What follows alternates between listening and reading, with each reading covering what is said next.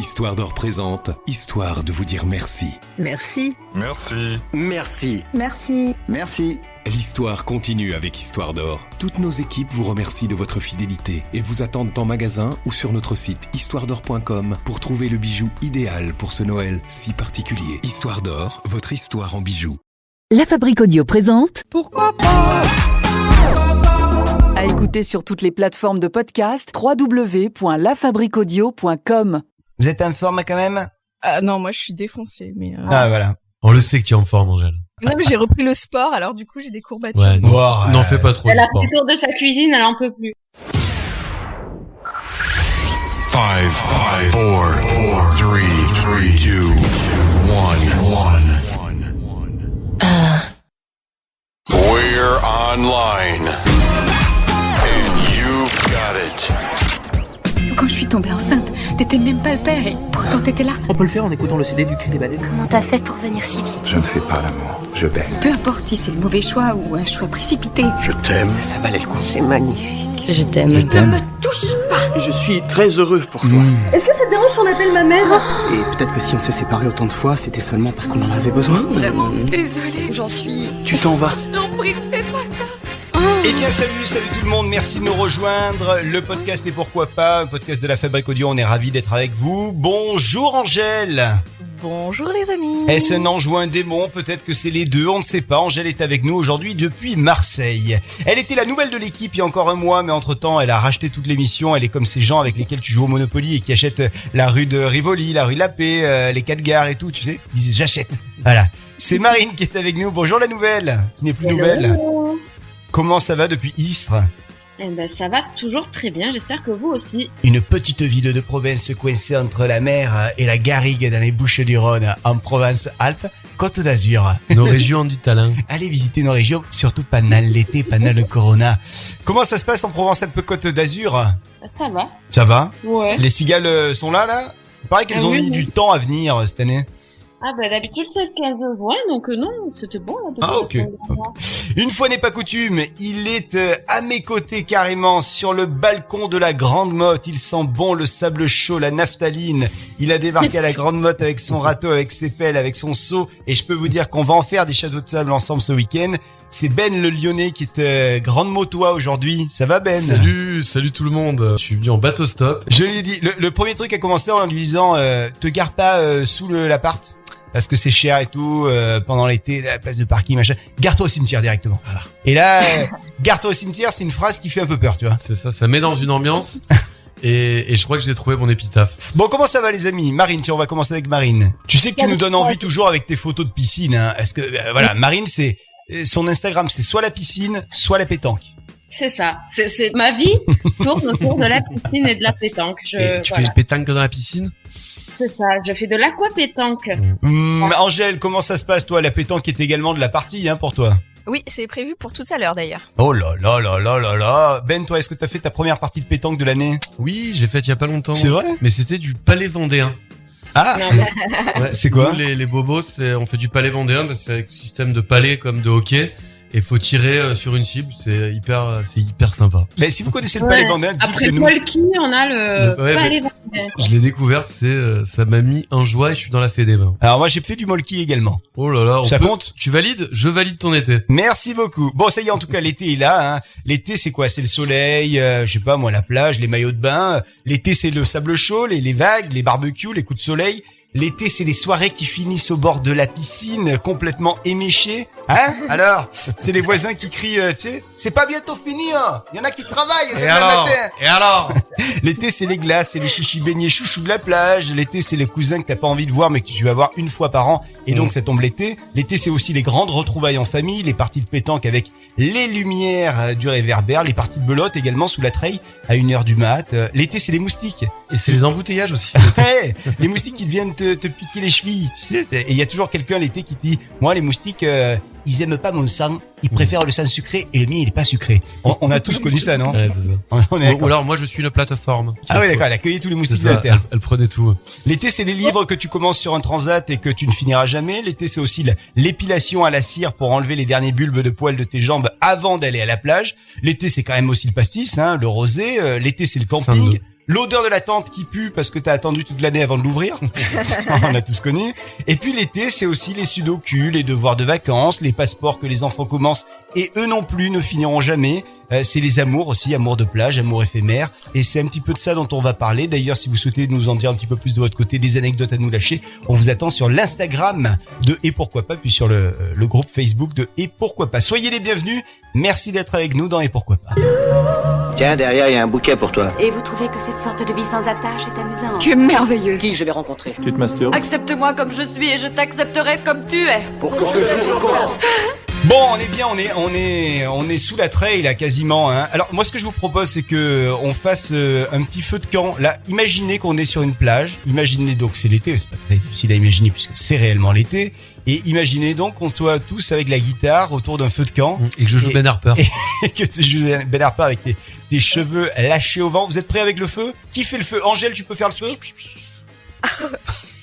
Marine, il te reste des allumettes? Merci Marine. Et dis donc Marine, tu me faisais remarquer quand même que l'été c'est aussi, parce que je disais tout à l'heure l'été c'est plein de choses, mais tu m'as dit ouais t'as oublié un truc quand même.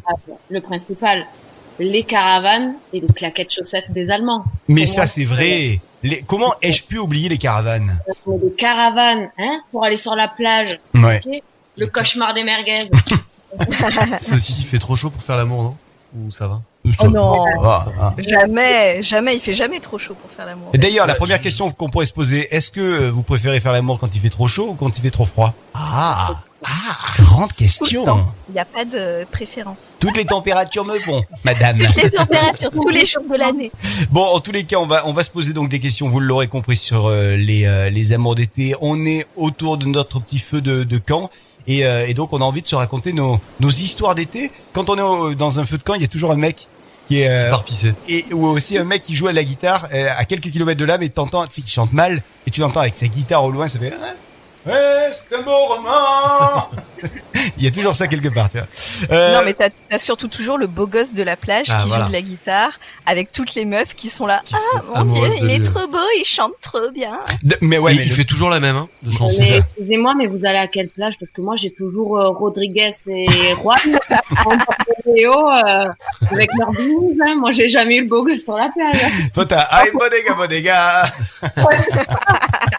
Moi, j'ai la corrida de Francis Cabrel à 2h du matin, quoi. Alors, Angèle a commencé à dire que elle, les guitaristes, c'était un truc qui pouvait l'emballer. Est-ce que le même mec sans la guitare, il pourrait te plaire, Angèle? Non. À vous? Je sais pas, mais enfin, je suis plus vraiment comme ça, mais quand j'étais ado, ouais, clairement, le mec qui jouait de la guitare, j'étais à fond, quoi. Donc, on est d'accord, la guitare, l'objet, il fait beaucoup. Ah, bah, bien sûr.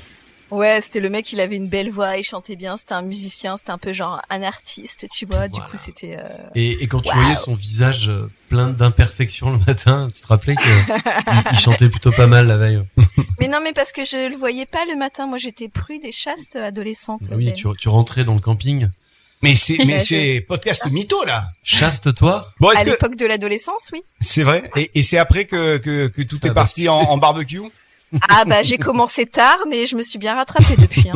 Bon, on va demander aux enfants de quitter le podcast. C'est ça. Bon, en même temps, tu dis que jusqu'à 15 ans, c'est ça, hein, jusqu'à 15 ans, t'étais chaste? Non, il y a 9 ans et demi, j'ai entendu. Beaucoup plus tard. Jusqu'à quel âge? Quoi, tu veux savoir l'âge à laquelle j'ai perdu ma virginité? Ah, je crois que tous les auditeurs se posent la question. Quand même. Bon, est-ce que vous avez des souvenirs d'amour de vacances, d'amour d'été? Alors, je précise quand même que si vous êtes en train de nous écouter de l'autre côté de l'hémisphère, ça donne donc les amours d'été, ce sont les amours de janvier et de février, hein, on est d'accord. Parce qu'on a pas mal d'auditeurs dans l'hémisphère sud. C'est ça. Des souvenirs d'amour de vacances. Et on va commencer avec Marine. Yes. Totalement arbitraire mon choix de commencer par toi. Oui, bien sûr. Ouais, non, moi c'est vrai que j'ai un souvenir, j'avais 16 ans. Mais en fait, j'étais déjà en couple en fait sur Port-de-Bouc à l'époque. Flo, je sais que tu aimes beaucoup cette ville. Ah, Port-de-Bouc. Et c'est vrai que je crois que l'ambiance camping fête autour de la piscine et de la plage, ça aide pas à 16 ans, tu vois, les hormones ouais non. Et alors qu'est-ce qui s'est passé? Ben écoute, au début on pouvait pas se saquer Et en fait, tu sais, quand t'as 16 ans, le premier truc que tu cherches quand tu pars en camping avec tes parents, c'est de te faire des amis. Et voilà, il a marché sur ma serviette, il m'a mis du sable partout. Et puis, au bout de 4 jours, on pleurait sur du colonel Riel. Voilà. Attends, colonel Riel. Tragédie, voilà, c'était l'époque tragédie, hein. Ah, voilà, c'est lui qui chantait. C'est une tragédie. Nanana. C'est ça? C'était pas Yanis? Non, c'était Est-ce que tu m'entends? Est-ce que ah mais oui, évidemment. Voilà, tu vois, c'était un peu ou Tribal King, façon sexe, etc. Voilà, c'était été 2006. T'as eu du goût à l'époque. Hein. Moi, j'étais à côté de toi sur une serviette et tu m'as jamais regardé. Mais c'est toi qui lui as envoyé le sable. Et donc le gars, tout a commencé parce qu'il t'a envoyé du sable. C'est ça. Et alors, du coup, ça s'est fini comment cette histoire rapidement après le en grain. Tu lui as envoyé, il t'a envoyé du sable, donc du coup tu lui as dit arrête, je m'as marché sur la et après comment ça s'est fait? Je trouve qu'en même temps j'étais au téléphone avec mon copain de l'époque. Qu'on salue. Qui c'est qui t'a parlé? Je vais lui péter la gueule, sauf qu'il était à 600 km. Qu'est-ce que tu voulais qu'il fasse? C'est vrai. Et voilà, après de fil en aiguille, on est devenu une bande de copains un peu tous. Et voilà, je te dis, au bout de 15 jours, on était vraiment en train de pleurer, tu verras, on se reverra. Et finalement, vous ne vous êtes jamais revus. Ah ben si, figure-toi. Oui. Et alors? J'ai 3 infos. Et alors, du coup, ça a duré un an et demi, 2 ans après. À distance ou lui aussi il habitait dans le coin de Port-de-Bouc? Non, il était lyonnais, lui. Il était, pardon? Lyonnais. D'accord. Et du coup, gros handicap quand même, hein, d'être lyonnais. Bah oui. On le sait bien. Il y a Ben qui est à côté de moi. C'est pour ça que j'appuie sur le fait d'être lyonnais un handicap. Et je rappelle que je suis né à Montpellier quand même petite, ok? Un petit 1 an et demi, 2 ans, sinon on va arrêter le clash des régions. Et voilà. Et on s'entend toujours bien aujourd'hui, hein, puisque je suis même allée à son mariage. Voilà. Ah ouais, d'accord. Et alors du coup, vous en reparlez de cette époque de rappelle-toi l'amour de vacances qu'on avait eu ensemble, c'était cool, on était amoureux. Je suis partie, c'était l'amour de ma vie, quoi. Eh ouais.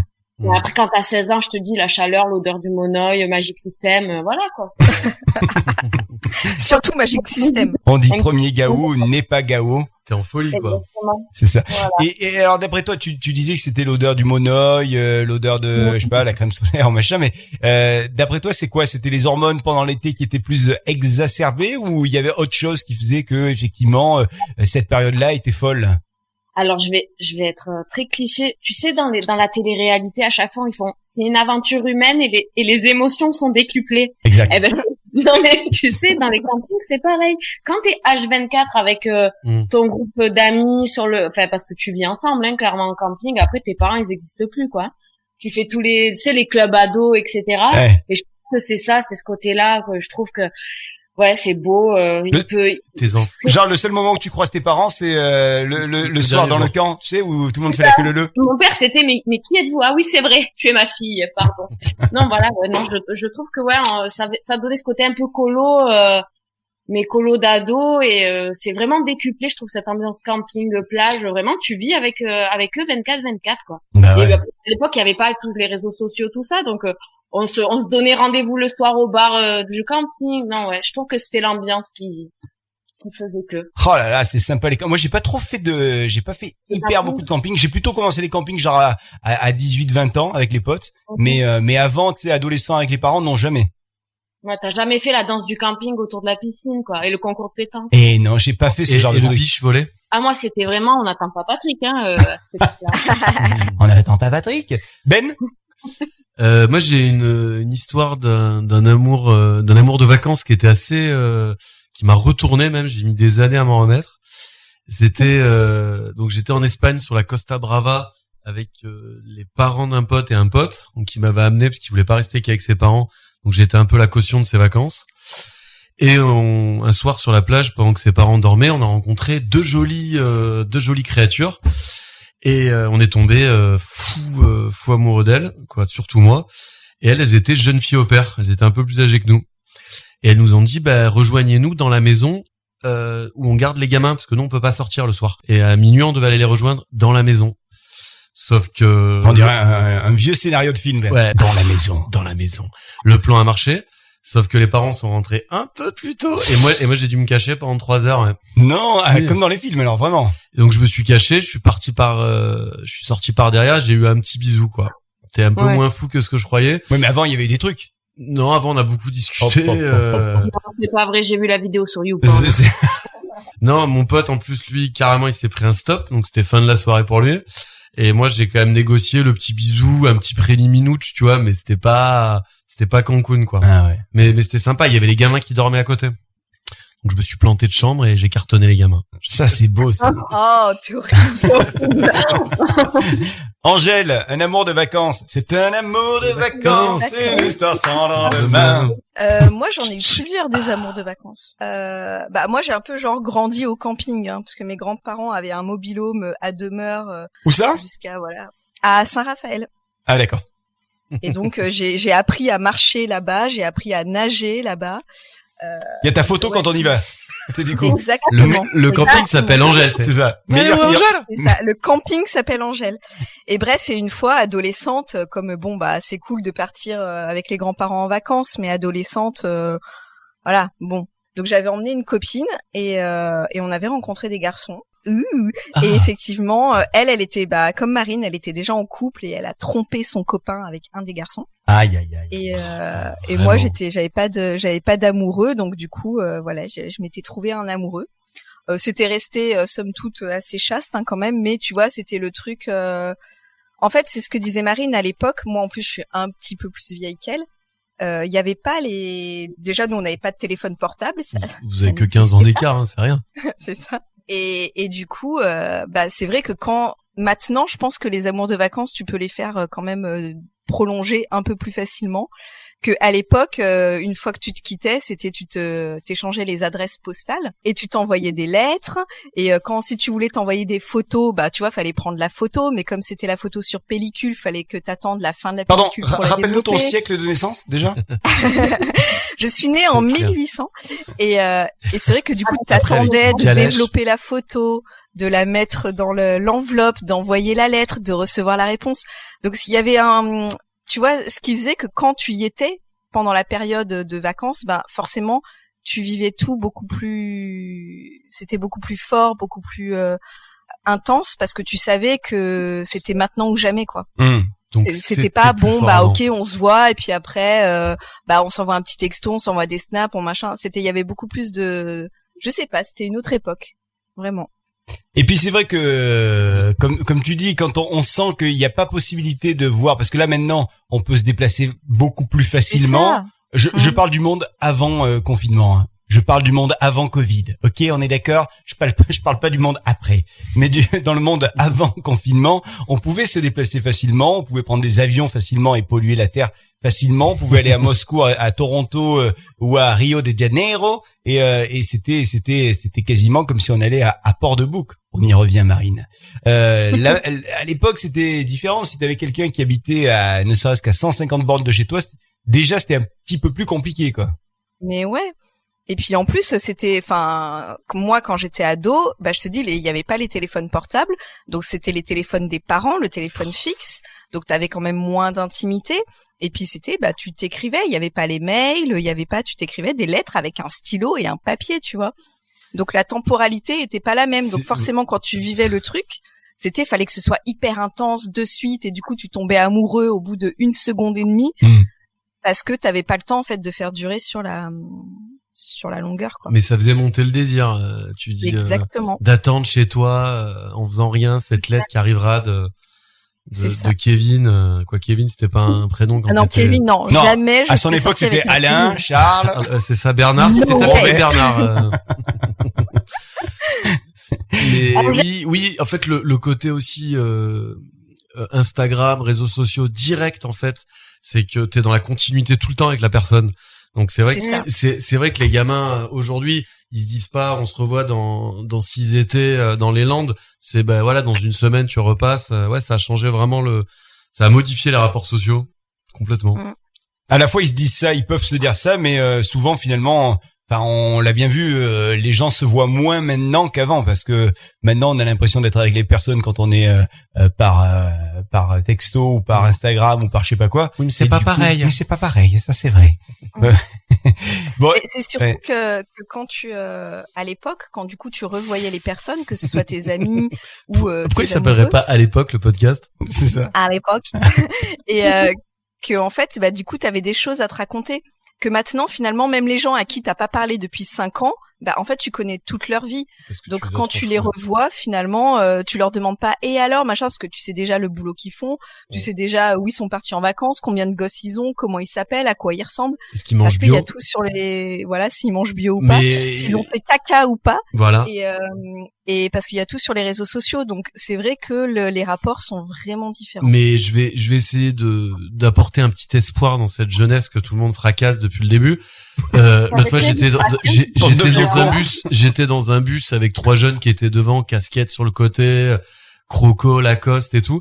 Et les 3, j'ai fait une demi-heure de bus avec eux, je me suis marré, une patate d'enfer. Donc, il y avait encore plein de naturel, plein d'énergie, plein d'envie, plein de gros mots, plein de vie, quoi, comme quand on avait 15-16 ans, donc faut... Ouais, des bons jeunes de 45 ans, quoi, Ben, c'est ça? Voilà, c'est exactement ce que je voulais vous dire. C'était des vieux jeunes, ouais, c'est ça. Ouais, avec le truc Adidas et tout, mais les mecs, c'est ça. Et en fait, ils avaient peut-être une barbe et des gamins, mais j'ai cru que c'était des jeunes. Et alors, du coup, ce qui fait notamment que ça peut pas continuer, que souvent ça ne continue pas un amour d'été, c'est parce qu'après il y a le quotidien qui revient. La réalité, c'est quand même d'aller au boulot, c'est quand même d'aller à la salle de gym, c'est quand même je me suis inscrit au Pilates, non finalement je ferai du yoga cette année, c'est quand même de parler de ta collègue qui est pénible parce qu'elle arrête pas de mâchouiller son chewing-gum et franchement c'est quand même très très pénible de l'écouter. D'aller à Pôle emploi. C'est quand même d'aller à Pôle emploi, c'est quand même... Tu vois, c'est ça aussi la réalité, elle est moins fun que les vacances, hein. Et ouais, mais si ça s'appelait amour de vacances, c'est que fallait tout donner à ce moment-là parce que tu savais que t'allais rejoindre la réalité après. Mais non, mais parce que le problème la question c'est est-ce que tu penses que tu vas rejoindre la réalité quand tu commences ton amour de vacances? Eh bien, je suis pas sûr, monsieur. Après, tu peux en revivre dans l'année, des amours d'année ou je sais pas comment on dit. Ça s'appelle une relation, un amour d'année. Ouais, bon, ça s'appelle un couple chiant. Ça s'appelle 2 personnes qui se la mettent. Ah, le truc chiant là, c'est ça, le couple. Oh là là, je te trouve taciturne avec le couple. D'un cynisme, ce podcast. Après les réseaux sociaux, les couples. Oh là là. Non, moi je n'ai que des amours de vacances. Mais je vis au bord de la mer, donc c'est les vacances toute l'année. Alors justement, c'est ce que j'avais posé comme question. Est-ce qu'il y a moyen de faire durer l'ambiance vacances, l'ambiance amour de vacances? Est-ce que quelqu'un, par exemple comme toi, Angèle, qui habite au bord de la mer, bon c'est pareil pour toi Marine, t'es pas très loin de la mer. Moi je suis carrément sur la plage. Est-ce que c'est possible comme ça de faire durer finalement cette ambiance qui est l'ambiance de la détente propice à ces amours de vacances tout au long de l'année? Est-ce qu'il y a une manière, les gars qui font le tour du monde, tu vois par exemple? Est-ce que c'est une manière aussi de faire durer les vacances et donc potentiellement les amours d'été et amours de vacances tout au long de l'année? Oui, parce qu'en fait, c'est juste les amours de vacances qui fait que c'est aussi magique. C'est parce que t'es pas vraiment toi-même, parce que t'es pas dans ton environnement quotidien, avec les gens avec qui tu es au quotidien, avec les soucis que tu as au quotidien. Après, quand tu as la chance, comme nous 3, donc hors Ben, de vivre voilà dans une région où t'as l'impression d'être en vacances un petit peu à partir du mois de mars, jusqu'au mois de février, voilà, jusqu'à fin octobre. Bah c'est vrai que du coup t'as quand même l'ambiance vacances, elle y est une bonne partie de l'année. Après, des fois, il suffit de pas grand-chose pour recréer cette. Ça peut être des amours de week-end, tu vois, ou des amours de vacances, mais pas forcément de vacances d'été. C'est juste à partir du moment où tu changes d'environnement, bah du coup, tu as d'autres perspectives et un autre point de vue sur les choses, et quand tu rencontres les gens, t'es pas tout à fait la même personne, je pense. Est-ce qu'il y a des amours du coup alors Marine, on a bien compris que toi ça avait duré, il y avait une de tes relations qui avait duré assez longtemps, enfin 1 an et demi en tout, 1 an et demi, hein, c'est ça? C'est ça. Mais est-ce que vous autres, Angèle, Ben, est-ce que vous avez réussi à faire durer des amours d'été? Est-ce que vous êtes parvenus à en faire durer quelques-uns? Est-ce qu'il y a aussi des amours d'été que vous auriez aimé faire durer, et puis finalement vous ne vous en êtes pas donné les moyens, et aujourd'hui vous en mordez les doigts et vous êtes roulé en boule dans votre lit tous les soirs en y repensant? J'ai un amour de vacances, une Bretonne qui avait un appareil dentaire. Et donc j'étais jeune, hein, c'était un séjour linguistique, oui. La linguistique vacances. Et c'est vrai que j'étais tombé complètement fou, amoureux d'elle, et on s'était promis, on avait changé notre sang, je crois, avec le doigt. Tu sais, le truc où tu coupes le doigt, là. Donc, j'étais parti à l'hôpital parce que j'avais coupé trop fort. Et on s'était vraiment promis d'avoir une super belle relation, d'avoir un bungalow en Normandie, d'avoir une belle vie, quoi. Et finalement, on s'est plus jamais vu, et elle a eu un accident de bus au Pérou, elle est morte. Non, mais, non, c'est pas vrai. Mais, on s'est plus vu, quoi.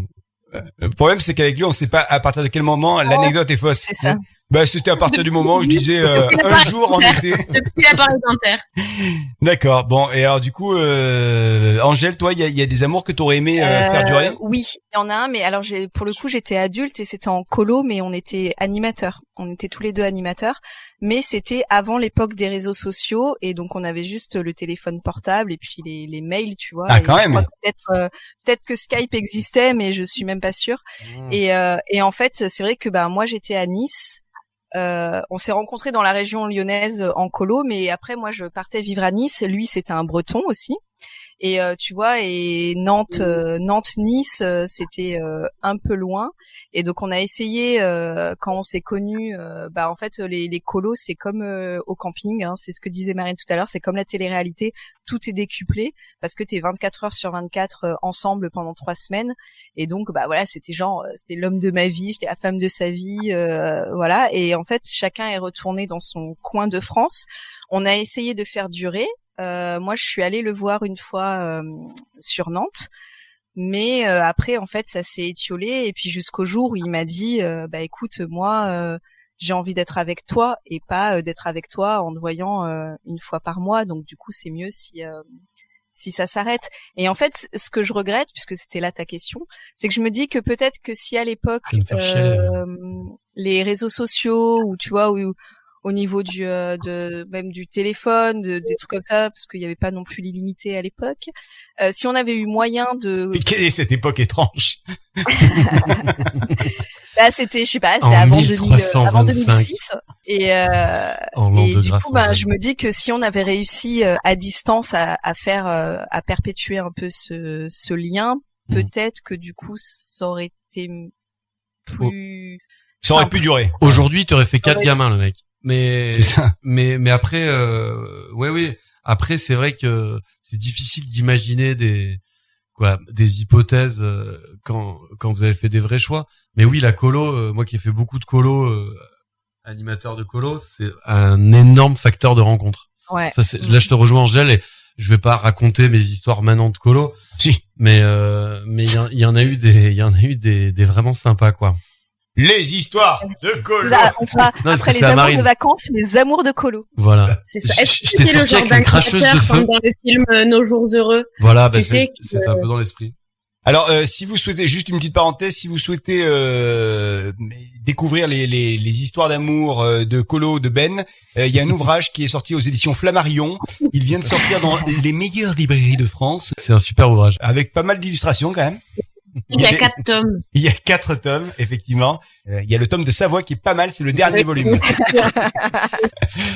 Marine, donc toi, à part je vais juste finir l'anecdote. En fait, pourquoi on s'est jamais retrouvé, c'est que j'avais pas la bonne adresse postale. Ah, ça c'est dommage. Et en fait, je lui ai envoyé plein de lettres et elles sont jamais arrivées à destination. Parce qu'après, j'ai pu retrouver, grâce aux gens qui travaillaient, l'adresse de cette personne. Et oui, j'avais pas la bonne adresse. Donc c'est compliqué. On dirait un roman de Marcel Pagnol. C'est ça. Et à la fin, quand elle avait...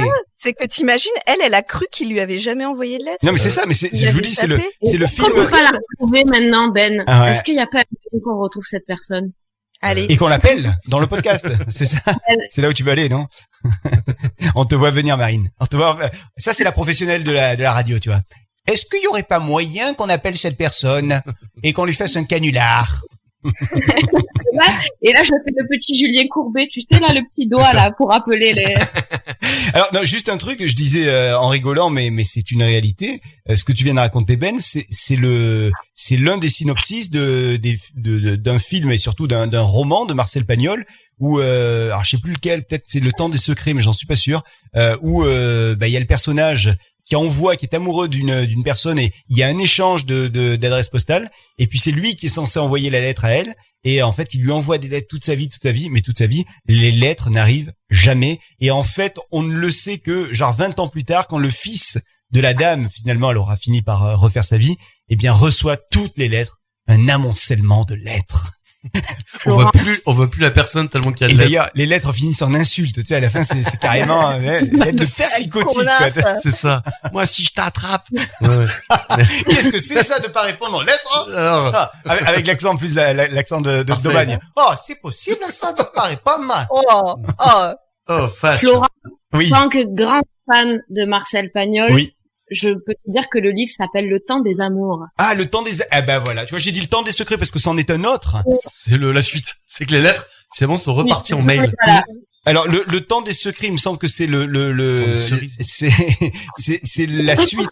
C'est la suite du château de c'est la suite du château de ma mère, le temps des secrets, et le temps des amours, c'est un truc indépendant. C'est ça, je me trompe ou pas? Avant la gloire de mon père, non? La gloire de mon père, c'est le premier. Le deuxième, c'est le château de ma mère, et le troisième, c'est le temps des secrets. Et ça, c'est le temps des amours qui est le indépendant. bail de mon oncle. Il me fatigue avec tout ça. Non, mais c'est vrai, tout ça. Je me fatigue.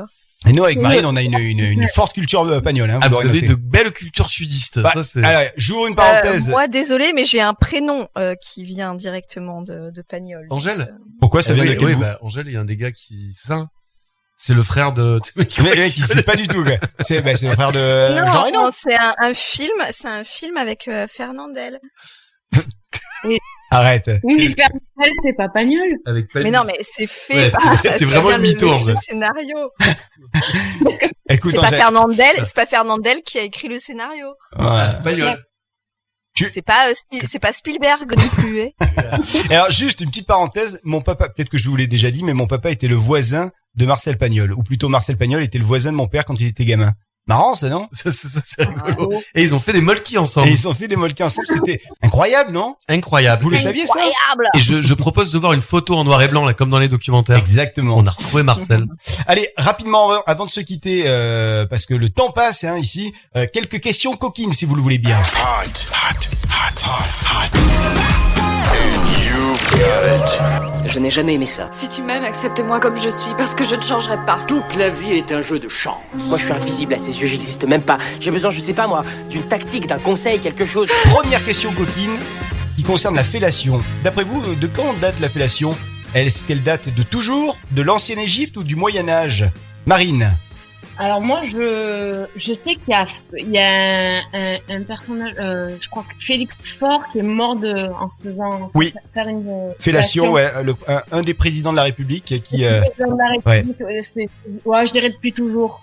Depuis toujours, d'accord. Angèle. Ouais, bah moi aussi je dirais depuis toujours, à partir du moment où les hommes préhistoriques à un moment donné se sont rendus compte qu'il y avait le plaisir associé à l'acte et pas juste la reproduction. Ouais, mais ils étaient dégueulasses à l'époque. Vous savez pas? Ben. Moi, je pense que c'est l'Égypte.